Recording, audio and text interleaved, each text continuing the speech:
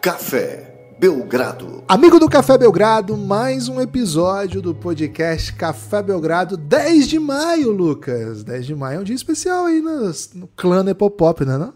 Demais, Guibas, aniversário da Maria Alice, 12 anos, cara, 12 anos. Parabéns, Maria. 12 anos atrás, estava vivendo a emoção de ser pai pela primeira vez. É absurdo, é absurdo. Então, Guilherme, eu diria até que é o que eu não sei responder, né? O que é a emoção de ser pai. Então, esse vai ser o tema desse episódio, né? Acabei de criar aqui sem motivo nenhum, mas vamos buscar aqui perguntas que talvez não tenham respostas, mas acho que valem a pena serem perguntadas, né? Falar de playoff, né? Falar do que tá rolando, falar de NBA sempre é gostoso. A gente tem feito muito playoff aqui, né? Todos os dias, às vezes até 2 ou 3 episódios, mas sempre mais focado num joguinho ou outro, né? E esse aqui vai ser diferente, a gente vai tentar ver big picture, né? Assim, mudanças grandes, coisas que podem, desdobramentos, né, intensos para as próximas temporadas, ou simplesmente reconhecimentos merecidos, né? Então, queria começar te perguntando o seguinte, Guilherme. O que tá achando da pós-temporada da NBA? Vamos falar de nível técnico. Primeiro, né? Acho que é uma pós-temporada surpreendente. Aquilo de ter classificado entre os 8, né? As equipes que classificaram entre os 8 foram ter o Seed 1, Seed 2, Seed 3, Seed 4, 5, 6, 7, 8. É um pouco impressionante, assim. Nunca tinha acontecido, mas acho que a chave aqui, né, é mostrar como que não teve lógica. Né? Quando eu falo lógica, né, não teve tendência conseguinte, assim, né, consecutiva no playoff. Não teve tendência. Aconteceram coisas diferentes demais para se apontar alguma tendência. Acho que é essa. Porque teve um ano do NBB, foi uns 3, 4 anos, que todos os low seeds ganharam dos top seeds nas quartas de final. Nunca tinha acontecido. Todos os times mais baixos. Aí você consegue apontar uma tendência, né? Os times de topo não estavam num bom ano. Esse não é o caso, né? Esse é um caso que você não encontra tendência. A tendência é não ter tendência, porque teve 8 que ganhou de 1, teve 7 que ganhou de 2, mas também teve 3 que ganhou de 6. E teve também o contrário de tudo isso que eu tô falando, né? Então, assim, acho que esse é o primeiro ponto. E acho que é um playoff que confirma a ideia que a gente tinha dessa temporada, que é uma temporada que não parecia ter favorito claro, e mesmo os favoritos que pareciam sinalizar algum favoritismo, que eram os times que estavam chegando depois de terem disputado a final da NBA, os dois vinham de problemas, né? Os dois que eram favoritos óbvios de cada conferência, o time que tinha sido campeão e o time que tinha sido vice-campeão e tinha um núcleo jovem, um vinha de um problema interno do técnico ter uma questão interna com uma funcionária do clube, nunca se divulgou a história, e ele foi chutado do cargo, basicamente, foi afastado e depois despedido. E isso fazia com que a gente falava, cara, é um técnico novo, hein? Será que o Celtics vai aguentar com esse técnico novo? Será que vai trocar? Não sei se é tão favorito mais, vamos ver, né? E o outro lado é um time que vinha de um título glorificado, etc., mas simplesmente o principal líder vocal da equipe tinha acabado de dar um murro na cara da principal estrela jovem da equipe. O que certamente não é uma coisa corriqueira, não é uma coisa comum, não é uma coisa que tá tudo bem. Então, assim, a gente chegava... E foi tratado como tá tudo bem, né? Porque, tipo... vai passar 10 dias sem treinar. Foi foda essa, velho. Ele mesmo se puniu, né? Inclusive, ele que escolheu a sua punição. Ele é a gente é o principal crítico de nós mesmos, Guilherme. Isso acontece com o Draymond Green também. Então, qual que é o primeiro retrato é um playoff em que não tá claro qual é a tendência, né? A tendência é que há muita imprevisibilidade, se tiver alguma tendência. Gibas, a gente se acostumou, assim, o Café Belgrado foi criado em 2017, o podcast, pelo menos, né? O blog foi um pouquinho antes. Mas era uma era em que, primeiro, o LeBron ia pra final todo ano. Você tinha o LeBron, você tava na final, né? Desde 2011 era assim. E tava numa run de... Você tem o Golden State vai ser campeão todo ano. Era assim, Golden State contra o LeBron, final. E a gente via muitos duelos repetitivos, né? E não só esses dois eram favoritos, né? O time do LeBron e o time do Golden State, e antes era LeBron e Spurs, né? Normalmente. Foram 2 anos seguidos disso. Então, assim, eram anos onde a gente mais ou menos sabia para onde a temporada ia, ou pelo menos tinha uma grande desconfiança. Teve ano, acho que o ano que a gente criou o Café Belgrado é um ano que era assim, o título, se for Golden State, paga 1,9, se for qualquer outro time, paga 3, né? Era esse tipo de aposta que tinha lá na KTO, né? Era o Golden State, era favorito contra os outros 29 times da NBA, né? Então era uma certa previsibilidade que não tirava o sabor da temporada, longe disso, mas de alguma forma estava lá, né? A gente sabia mais ou menos para onde ia.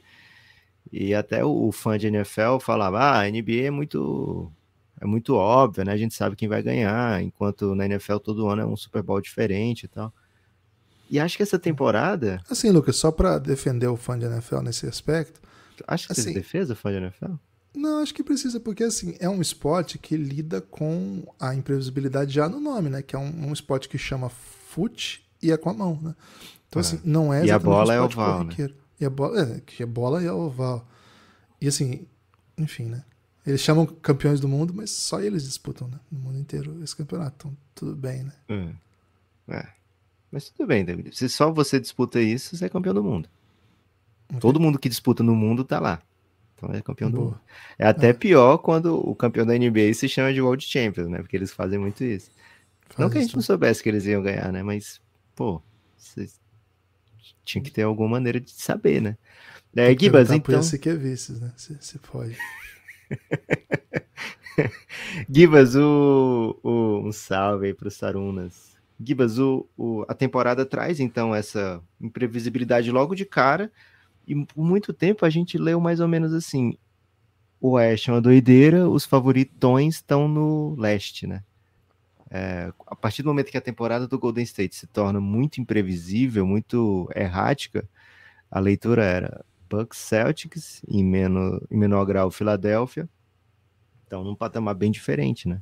E no Oeste pode vir qualquer um para briga, mas ninguém apostava tanto que em Lakers, né? Por motivos óbvios, o Lakers não se encontrava durante a temporada e sequer estava em zona de play-in, por mais da metade da temporada. E o Golden State não dava motivo para ser tratado como favorito, né? Então você olhava para Denver, para Suns sem Durant, ainda tinha o Nets no leste com o Durant e Kyrie Irving, né? Você olhava para Kings, para Clippers com galera machucada e, pô, o Oeste uma bagunça, né? Será que vai vir um Pelicans ali nos primeiros lugares? O Denver vai finalmente dar um passo e ser um time campeão? Então, também o playoff nesse momento não dá essa pinta mais, né? É um leste que foi perdendo Star Power durante os playoffs.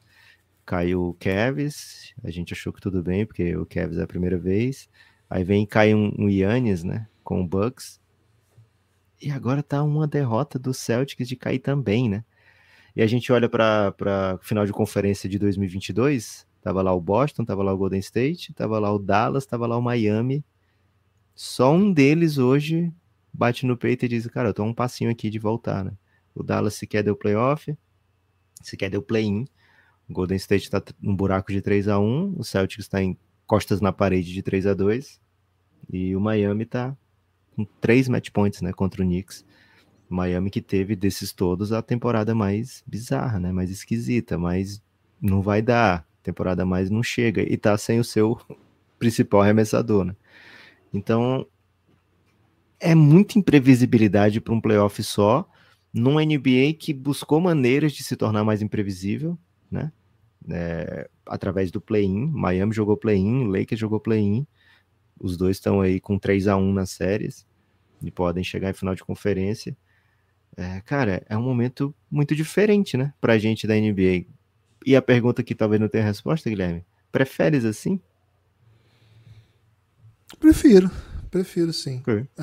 Acho que para quem acompanha mais interessante, para quem torce é mais interessante. Não tem nada contra super times, sabe, Lucas? Acho que os super times Mas você não acha que fizeram. agora tem muito super time? Tipo assim. Acho. Ok. Acho que é isso, assim. Não tinha nada contra, né? Os super times e coisas assim. Acho que faz parte do desenvolvimento do jogo. Acho que é assim que funcionou. E bom, os jogadores, né, tomam as decisões baseados nas possibilidades que estão à disposição. E nós vivemos uma liga em que, assim, conseguiu construir um caminho para que isso acontecesse. Pô, beleza. Isso não significa que eu vou torcer para ele, sabe, Lucas? Então, assim, eu acho que tudo bem ter super time, é do jogo. E acho que tudo bem a comunidade toda se voltar contra o super time e torcer contra também é do jogo. Acho que é assim que funciona mesmo. E acho que a gente vive um momento técnico da NBA que a gente tem defendido isso ao longo aqui do Café Belgrado, um dos maiores, se não o maior da história, em profusão de talentos. Todo time tem uma super estrela que você bota em quadra e é um baita jogador. Assim, todo time tem. Tá, talvez o pior, Guilherme, é que 19º todo time tem um Danuel House, velho. O Danuel House entrou ontem no Sixers e Celtics e ele tava, sei lá, tava no serviço de proteção à testemunha, porque ele não jogava, né? Não entrava. Desde que o LeBron acabou com a família dele. E o cara entrou, ele foi fundamental na vitória, né? Assim, ele deu minutos muito bons pro Philadelphia e eu fiquei me pegando pensando, eu até te mandei um áudio sobre isso, que você disse que não esperava ouvir, falando naquele Phoenix Suns, né, de Steve Nash. Cara, do nada, o Franca tinha acabado de eliminar o Unifacisa, o Boston tinha perdido um jogo imperdível, de um jeito imperdível em casa, ia começar a Suns e Nuggets. Já começar. Aí ele manda assim o áudio, né? Cara, muito louco o Daniel House ser bom assim, porque quando o Phoenix Suns, na época do Steve Nash, eu falei, cara, do que esse cara tá falando?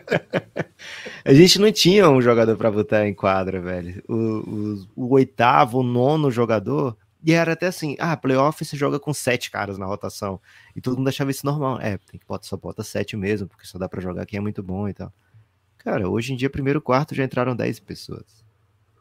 É muita gente talentosa, muito role play, assim, com funções de elite, né? Talvez o cara não seja bom em tudo, mas ele é elite em alguma coisa, né? Você acha que o George Niang não ajudaria o Steve Nash se jogasse lá? Meu Deus do céu.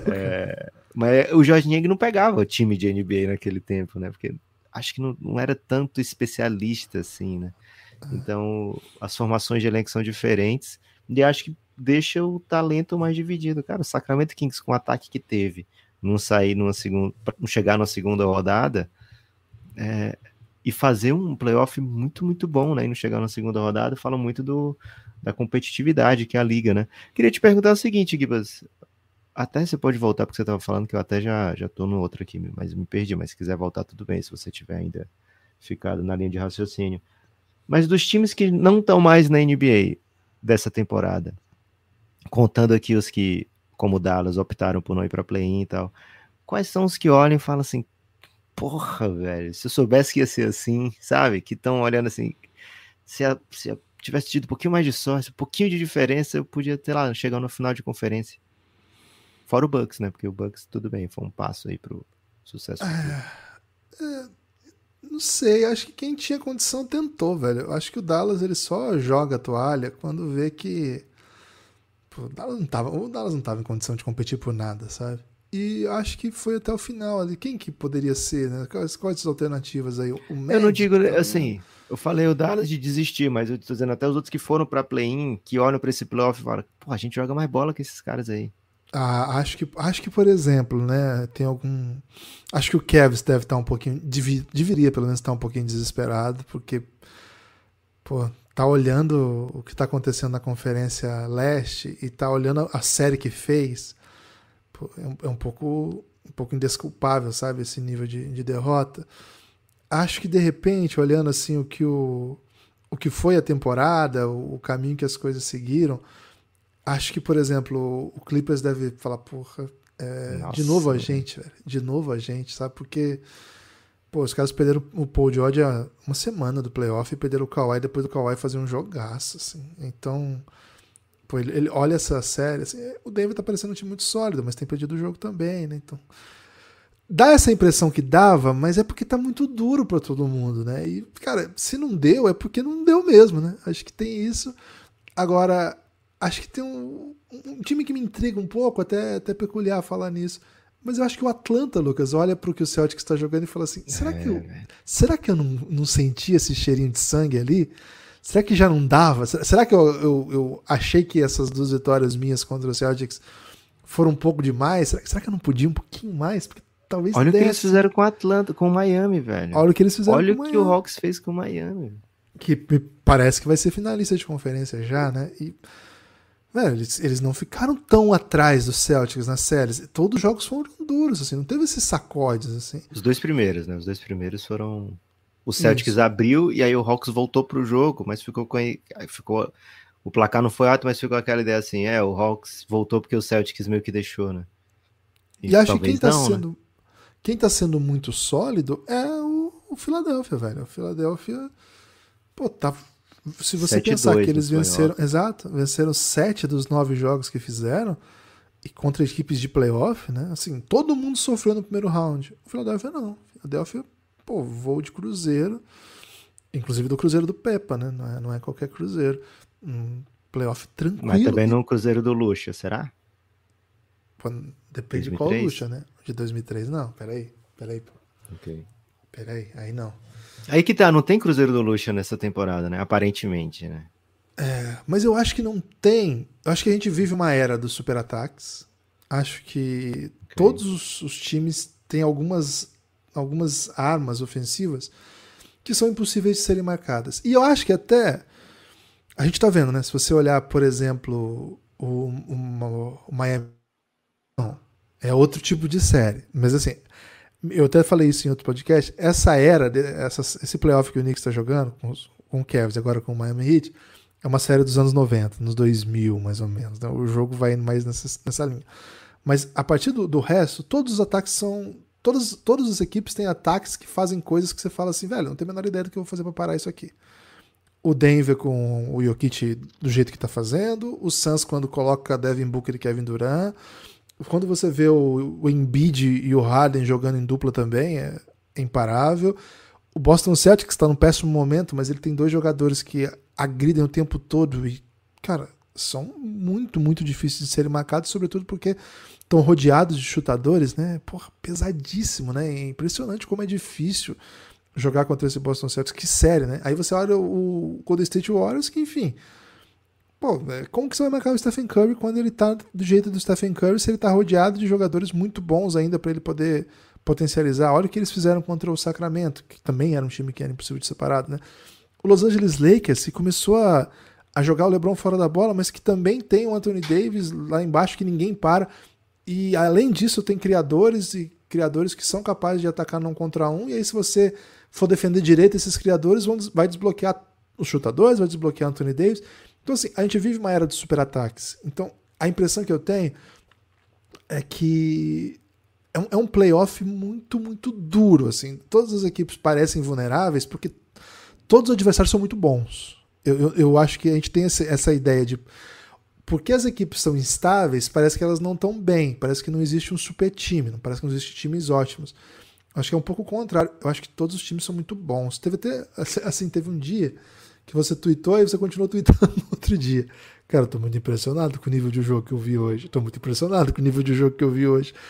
A parte Knicks e Heat, que joga... Mas eu acho que... Outra coisa... Eu não dormi e tweetei pensando que não tinha tweetado, velho.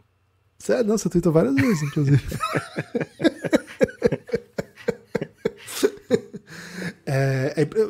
Eu acho que, assim, separa Knicks e Heat que estão jogando uma série de anos 2000.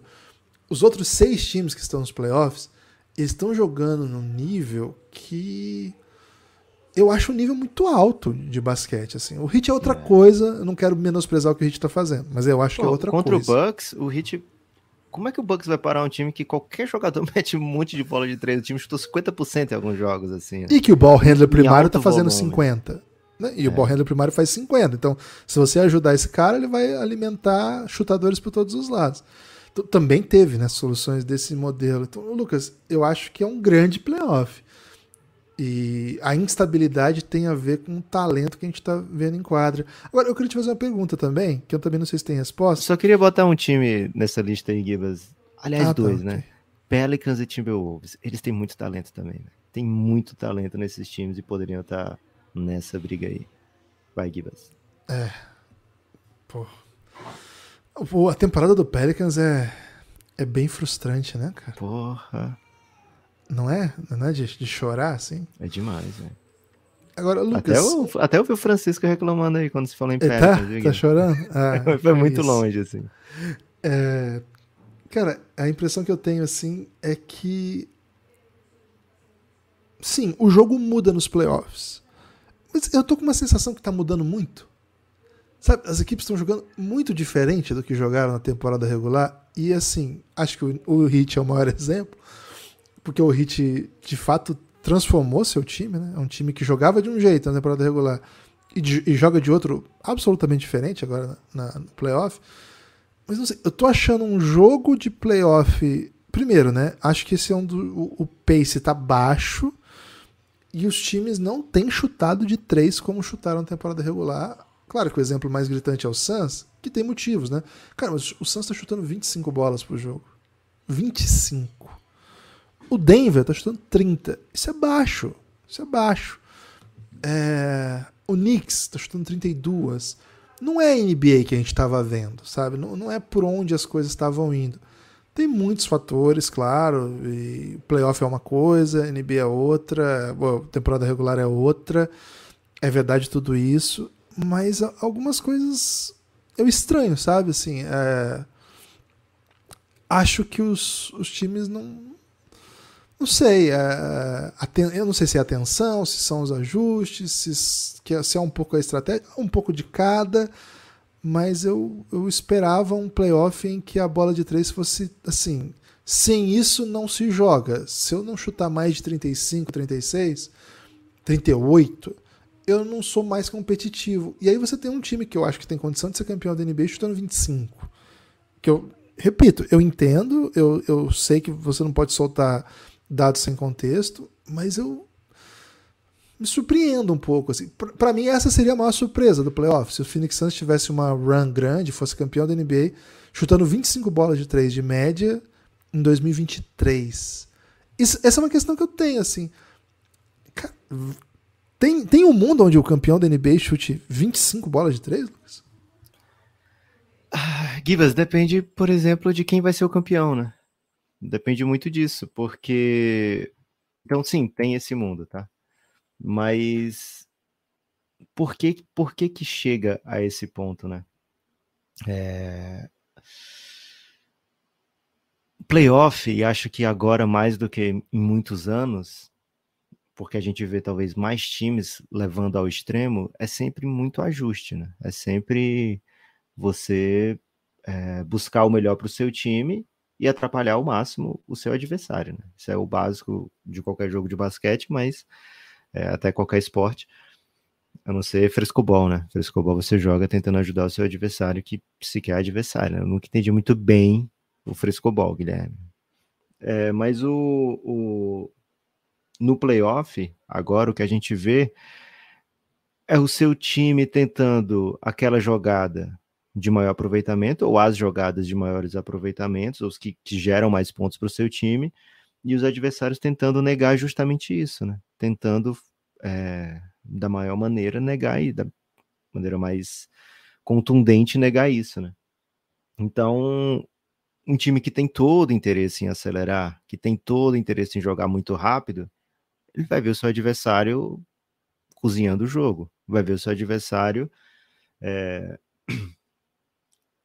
massacrando a bola na quadra, sabe? Quicando até furar o chão, porque eu quero tirar a velocidade do jogo, né? O Philadelphia tem todo interesse em tirar a velocidade do Celtics na série. Não só porque a sua defesa de transição é uma das piores da NBA, mas porque o Boston é muito potente na transição, né? E eu preciso descansar os meus astros. Tem isso também. Na temporada regular, hoje, os times usam 20 jogadores, 22, 24 jogadores, não no mesmo jogo, né? Tem sempre aquele limite. Mas é uma rotatividade no elenco, é muito descanso, né? Tem load management, Então o jogador jogou, sei lá, 3 jogos na semana, não vou jogar o quarto, né? Dá um descanso aí para ele. A gente tem um elenco muito profundo aqui, coloca outro brother, traz um two-way. Então isso faz com que eu sempre possa correr, né? Eu sempre possa jogar em alta velocidade. Playoff, a gente tá vendo, cara, é extenuante, é jogo dia sim, dia não, dia sim, dia não. E um nível de tensão, um nível de excelência que faz com que você não possa ficar desatento, né? Então os jogadores estão mais cansados, os jogadores, o time que quer correr tem isso negado pelo seu adversário. O Lakers quer correr nos termos dele, mas ele não quer que o jogo vire um jogo de transição, porque a defesa de transição do Lakers não é tão boa quanto a defesa 5 contra 5. O Sacramento correu, mas porque ele encontrou outras maneiras de correr que não dependesse dos Sabonis criando seus arremessos, né? O Sabonis a gente falou aqui no raio-x do Kings, era o cara que passava menos, era o cara com mais assistência que menos tempo passava com a bola. Era um jogo de muita velocidade, muito ataque, muito mão-mão, muita velocidade. Chegou o playoff, outras maneiras de velocidade, né? Chega chutando para 3, chega com o Malik Monk com muito mais protagonismo do que tinha. Então, o time buscou outras maneiras, né? Buscou se reinventar. Independente de quem passasse daquela série, e era do outro lado o Golden State que é confortável sempre, né? Com correr. Foi até chamado de velho, porque não estava correndo tanto, né? Aí chega na série contra o Lakers, é o Golden State que quer essa corrida, né? E se fosse o Sacramento, o Lakers ia fazer a mesma coisa, né? Ia talvez buscar ainda outras maneiras de atrasar ainda mais esse jogo, né? Então, os times não estão correndo tanto, acho que tem muito a ver com os espaços são bem menores, né? Essa bola de 3 desmarcada que tem mais na temporada regular, ela é mais negada nesse momento, seja por causa do pace que se controla mais, seja porque você está mais atento para aquilo ali, né? Então você sabe que aquele jogador chega chutando na transição. Esse jogador ele não pode chegar chutando na transição. Então você tira um pouco mais essa bola. Os jogadores são os mesmos o tempo todo. Não tem load management, não tem jogador two-way entrando, não tem, sei lá, Anthony Lamb jogando. Tô muito distraído, coitado. Mas tem vários motivos, né, para que isso aconteça. Acho que é normal e acho que playoff é um bicho diferente. E tem outra coisa, Gibas, essa que é fundamental para o jeito que o jogo é jogado. Você pode bater muito mais. Você pode ser muito mais agressivo na defesa, né? Você pode chegar mais junto. Fora da bola, você agarra, você puxa, você empurra. E tudo bem, velho. Os jogadores não reclamam. Acho que eu vi o Stephen Curry falando disso. Cara, isso é playoff. Perguntaram para ele de arranhões que ele tinha na cara, né? Depois desse último jogo. Aí ele falou, cara, esses arranhões aqui eu gosto, né? Porque é jogo de playoff, tem isso, né? Então, são N motivos, viu, Guilherme? Esse N talvez tenha uma conotação de números, mas é mais assim. Eu não sei exatamente quantos são, mas existem motivos para ser assim. E acho que sim, o campeão vai jogar diferente no final de NBA, num playoff inteiro, do que numa temporada regular, que você consegue jogar mais solto por vários motivos, né? E acho que é delicioso, velho. A última vez que um campeão chutou menos de 30 bolas por jogo foi 2014. Foi o San Antonio Spurs, que chutava bem pouquinho, viu? Pro nosso padrão, bem pouquinho, mas pro próprio padrão da NBA, bem pouquinho. Chutava 21 bolas de 3, a média naquela temporada era 22. Naquela temporada, o time que mais chutava foi o Atlanta Hawks do Coach Bud. 33 bolas de 3 aquele time chutava. Era muito vanguarda, porque o segundo era o meu Golden com 26, 2014, hein?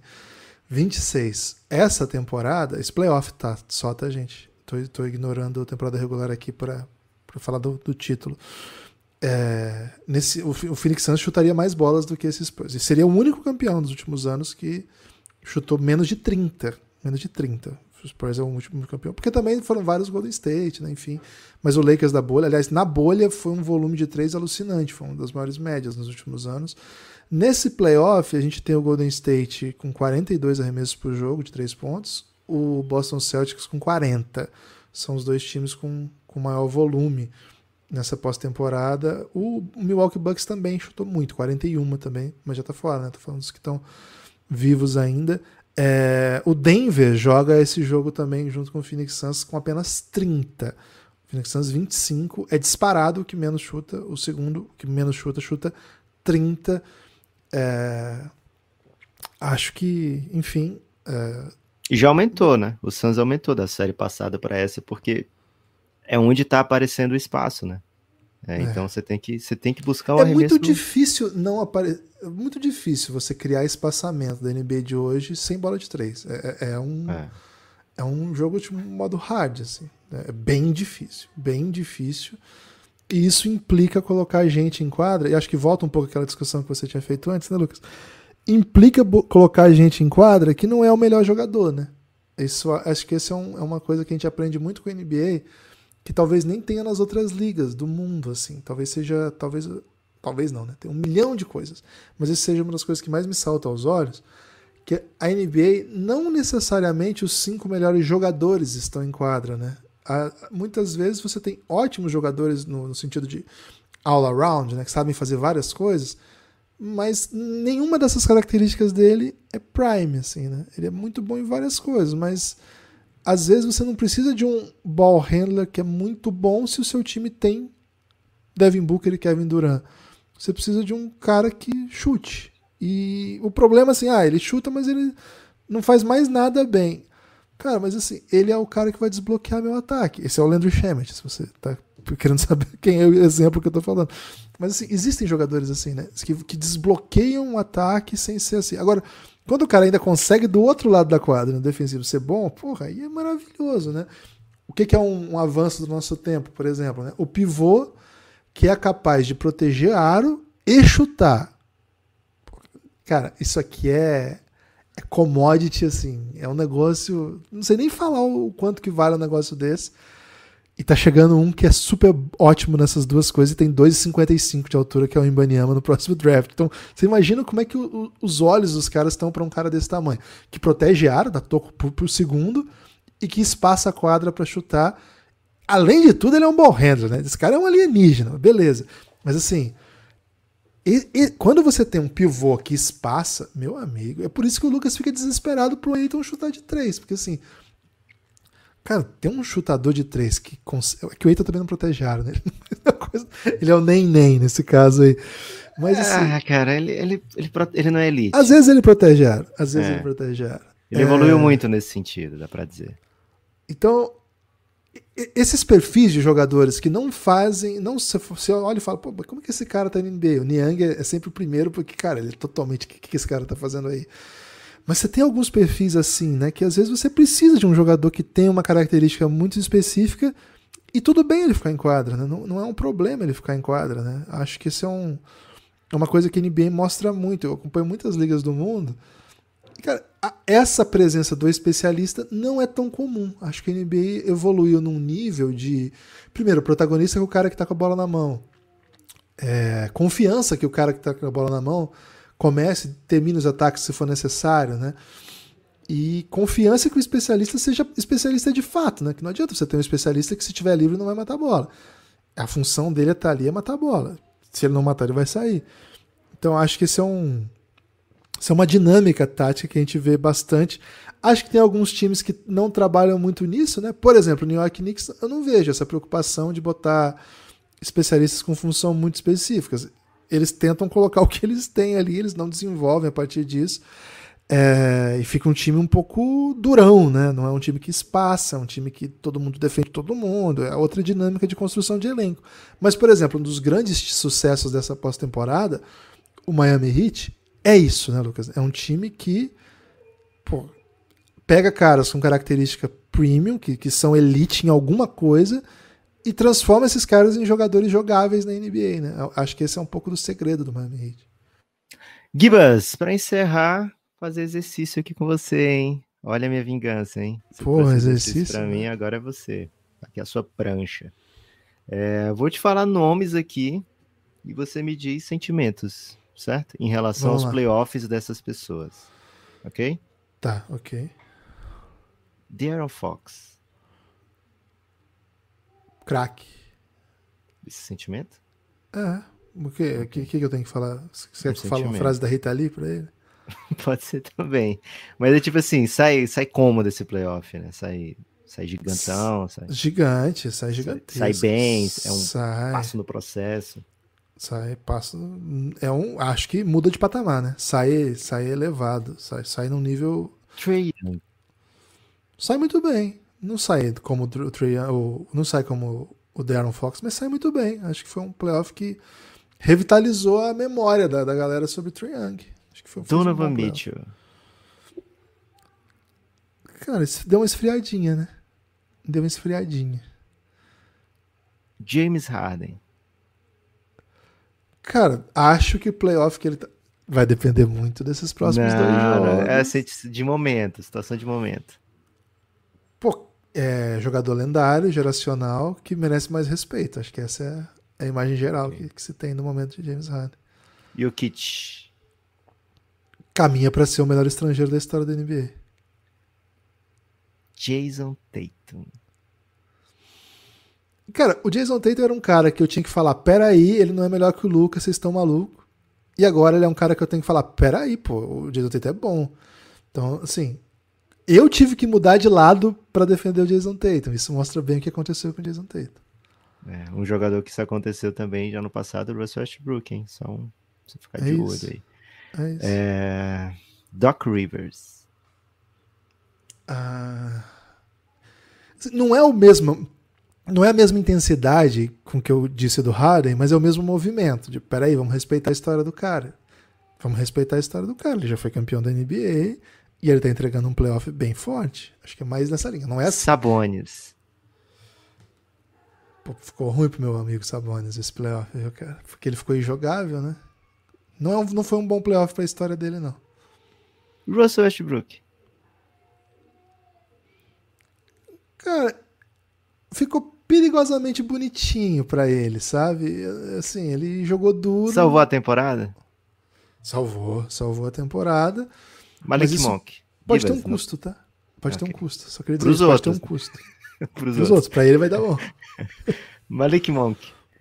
Cara, tirando o De'Aaron Fox, acho que foi não, talvez até incluindo o De'Aaron Fox, foi o maior salto da off-season assim, do ano passado pra esse. Assim, o Malik Monk hoje eu vislumbro como um dos melhores drivers da NBA, velho. Towns? Karl Anthony Towns. Ó, ele fez um playoff ok, mas a verdade é que o Timberwolves foi irrelevante nesse playoff, ainda que tenha feito bons jogos contra o Denver, né? Então, cara, acho que não mudou nada, assim. O que se pensava dele continua se pensando a mesma coisa. Memphis Grizzlies. Virou chacota. Ok. Eu não vou falar Jordan Poole. Acho que muita gente tá pensando de falar Jordan Poole. Não vou falar. Acho mancada. A gente vai dar aqui pro Mas Café aconteceu Belgrado, vai mesmo, dar um né? ano. A gente vai dar um ano pro Café Belgrado pra ele se recuperar desse soco aí. Pro Jordan Poole, um aninho aí de benesse. Não, mas Anthony é o mesmo Edwards. Movimento, Lucas, só pra falar. Não pode falar Jordan Poole. Anthony Edwards. Cara, o Anthony Edwards, ele teve um processo de amorantização, era o cara super querido por todo mundo, aí foi otário em menor nível, no sentido de, ele não apontou armas para pessoas, nem espancou pessoas, mas assim, ele foi super otário, se você pensar em direitos humanos e tal. E, assim, em quadra, acho que teve atuações ruins, em momentos chave da temporada. Ele poderia ter sido um dos grandes motivos do Timberwolves ser um dos times que tá brincando agora aí no playoff ainda, sabe? Mas a temporada meio esquisitinha dele não fez com que o time chegasse em boa condição e aí tem que enfrentar um Denver no playoff, vai perder mesmo. Então, acho que ele termina essa temporada pior do que começou. Booker mais Durant. Eu tô falando de playoff, viu, Gibas? Só playoff. Porque é assim, playoff. Ok. Booker mais Durant. A galera é cruel. Se perder o próximo jogo, eles estão ferrados. Você acha? Acho. Com certeza. Okay. Eu acho assim que eu vi muita coisa positiva pra não dizer assim que, vai dar bom demais isso aí 3, 4 anos, sabe? Achei muita coisa muito rápido e muito, muito difícil de ser marcada, enfim. O Durant é Benjamin Button. Ok. Última pergunta, Gibas. Não é bem pergunta, né? Última Daqui pessoa. 5 anos, o Kevin Durant vai ter 39 anos. por Kevin Durant com 39, pra mim é o, sei lá, LeBron com 38. Dá de boa ainda. Jalen Brunson e Julius Randle. Pra fechar aí, qualquer um dos dois. Não, Jalen Brunson. Não, o Julius Randle deixa pra lá. Mas o Jalen Brunson, cara, vai ser normal começar a colocar ele entre os melhores armadores da NBA. Não vai parecer clubismo mais. Acho que essa é a mensagem que fica, assim. Qualquer dia mais dessas, hein? Gostou, Guibas, desse episódio? Algum destaque final? Pô, adorei, velho. Reflexão. Destaque final é que não deu tempo de pedir pro pessoal apoiar o Café Belgrado, então eu vou pedir agora, hein? Apoie o Café Belgrado, cafébelgrado.com.br. São muitos motivos, mas eu vou deixar você escolher o seu hoje, tá? Escolhe aí, você que tá ouvindo, escolhe. Pô, vou apoiar por esse motivo. cafébelgrado.com.br. Você acha que a autonomia funciona? Alguém vai chegar por esse pedido de autonomia? Guibas, se alguém chegar e falar, ó, gostei da autonomia, por isso tô apoiando o Café Belgrado, viu? cafébelgrado.com.br. Dá essa moral pra gente. Vem pro Giannis, tá? Apoiador Insider. R$20 por mês, você vem pra melhor comunidade de basquete do mundo. Reflexões como essa aí são normais, corriqueiras no dia a dia lá no Giannis, viu? Lucas, pós-destaque final, hoje tem evento, hein? É hoje? 16 de maio, pô, não é hoje não. 16 de maio tem evento, lançamento do livro O Caminho da Autocracia, e a Mariana Amaral, nossa grande apoiadora e estudiosa. Opa, marcou pro dia da loteria do draft, né? Que aí isso. vai ser o caminho para o... Vai ser mais ou menos na mesma hora, cara. Mais ou menos na mesma hora. E ela tá prometendo um livro pra gente. O Caminho da Autocracia. E Lucas... Porra, é sobre Ibanyama esse livro? Eu tô achando que é, viu? Cara, acho que não, mas talvez seja, tem que perguntar pra ela. Mas ela tá prometendo um exemplar autografado pra gente, velho. Então, porra, desde que você fez um apelo aí por livros... Ganhei um, hein? Não, ganhei um, cara. Ganhei um. É mesmo? Como agora tá no destaque final, eu vou deixar pra falar no próximo certinho, que daí eu trago toda a informação. Ok. Tô esperando passar o furacão dos playoffs pra trazer mais informações. Pra pedir mais livro. Né? É um tema que eu gosto muito, velho. Eu fiquei muito feliz de ter vencido. Não, ganhar livro é meu sonho, né? Tenho pedido livros aqui. Mas o tema do livro que eu ganhei, cara, é basquete, mas não é só basquete. Vou deixar para as pessoas aí depois. Demais, né? Valeu, forte abraço e até a próxima.